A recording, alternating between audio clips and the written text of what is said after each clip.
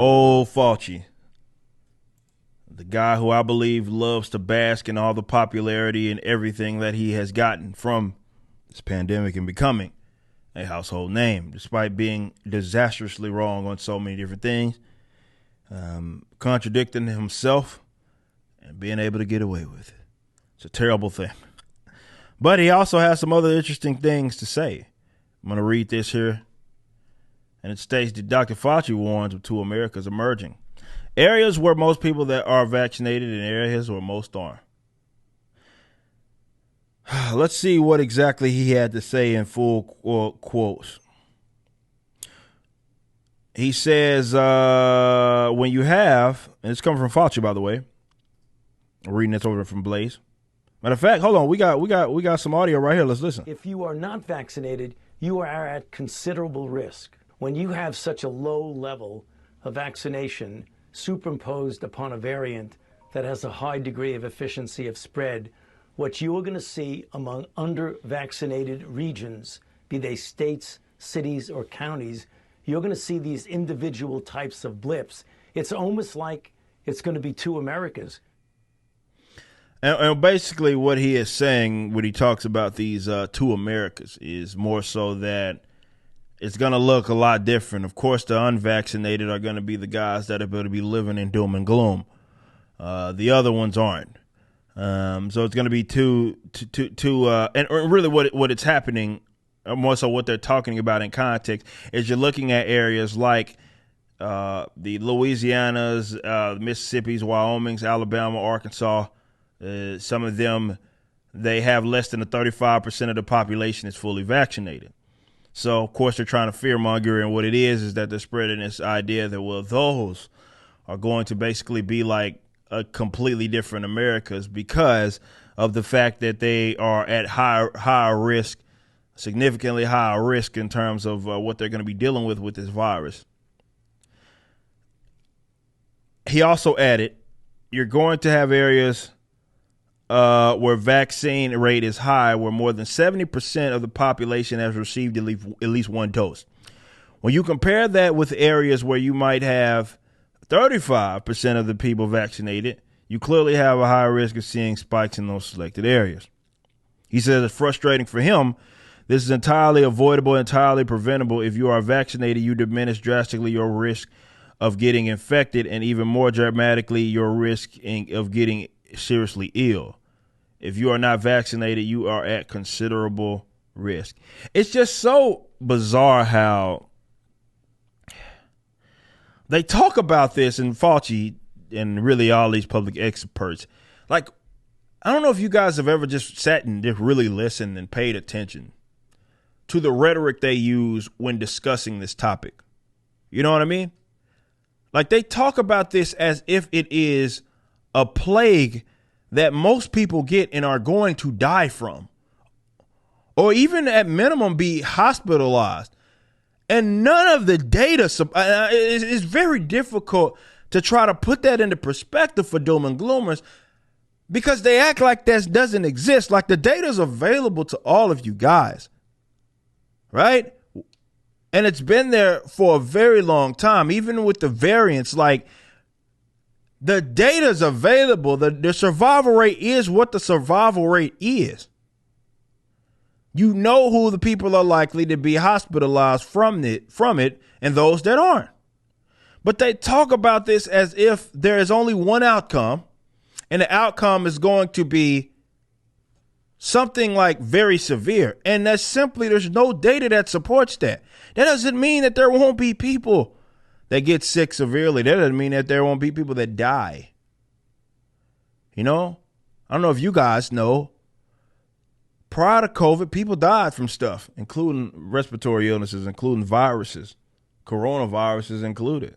It happened, right? It's not a new phenomenon, though this may be more of a novel virus. It's the way they discuss this is just as if it's nothing but doom and gloom, and that's the only option, despite the fact that no data supports this.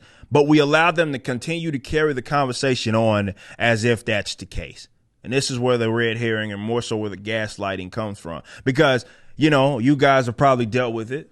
You talk to people about it and they act like you growing a tree log out of your face or something in the event that you discuss it in its proper context of what the virus is not only capable of, but how it's been impacting and how it's been impacting people and who it's been impacting. They act like you just crazy as all hell. Like, what do you mean you're not getting the vaccine? What do you mean that you would assume the risk? Like I was talking about with that local Dallas guy. Was it Kavanaugh, Jeff Kavanaugh, local 105.3 The Fan? You saw me in the brief spout that we had. And I was listening to them talk about, I can't even listen to that damn station no more, because I was listening to them talk about this shit the other day when I was on the way to the Blaze, and they're sitting there talking about these athletes. We're talking about people that are almost like the statistical significance of them being hospitalized due to COVID is about zero. They're in peak prime shape. It's about zero for almost all of them, right? And like they're talking about it because the league, the NFL, we know that, for example, Cole Beasley was griping about this, but the NFL and kind of structuring their like with this 85% vaccinated and all this sort of stuff, threshold before they can get to do certain stuff. And they're sitting there talking like it's so easily like, well, yeah, if I was their teammate, I'd be urging them to just get it. We don't want to deal with this anymore. And I'm like, wow, that's exactly what a lot of us said would happen, right? That they would try to basically coerce you into getting it just because everybody else is getting, or it's like, do this and then you won't have to deal with all of these restraints and stuff and placements that we do on you. Look, man, this is one of the most unique things we've ever seen in modern human history. And the quicker that we start talking about it as if that's the case, the more we can get to talking about how we don't prevent this ever again. Because if we don't discuss that, we're just going to be in the position that we're in right now. And that is they're about to try to get away with it again. They're already gearing up talks with this Delta variant stuff. They're about to try to get away with it again going into the fall. They're going to try. Whether they get away with it, we have to have honest conversations about this, and it really boils down to this. I don't care what the gaslighters say. I don't care what the doom and gloomers say. The data is what the data says. And the data, they act like someone is just being completely unreasonable for not wanting to assume the risk for something that is simply for most people, and there's specific demographics that generally deal with this and have more issues with this. It's almost statistically insignificant. They're more likely to die going to work if they ain't got laid off going to work than they are to die from fucking COVID. We have to discuss this in its context, and it's important. It's very important, or they're going to get away with it again as they continue to discuss this as if it is something that is like the fact that they were even able to get away with this with a 99% survival rate should freak a lot of people out. Because what happens when it's 80? What happens when there's a virus that's 70? You showed them what you would do with a 99%, and they're already talking this fucking crazy. It's like it's not 99% in terms of survival rate. It's amazing, man. And that's, to me, the most alarming thing. It's like the data's here. We've seen the antibody studies. We've seen all this. Most people getting it, or so many people getting it, having never known they even had it, because considering the health demographic that they're in, why are we speaking about this virus as if it is a one-size-fits-all, you're going to die, or even be severely injured or hospitalized? That's amazing to me. They got away with it. And if we keep let's say, not rather focusing on what actually caused this issue, well, they're going to get away with it again. You just watched a clip from my podcast, For Canon's Sake. Catch us live at 12 p.m. throughout the week over at youtube.com/YoungRipper59 and follow us over at odyssey.com/@YoungRipper59. If you want to watch the entire video cast after the show is over, just be sure to become a member on the YouTube channel. Of course, the full audio portion of the podcast is available for free on all major digital platforms, or just visit forcanonsake.com.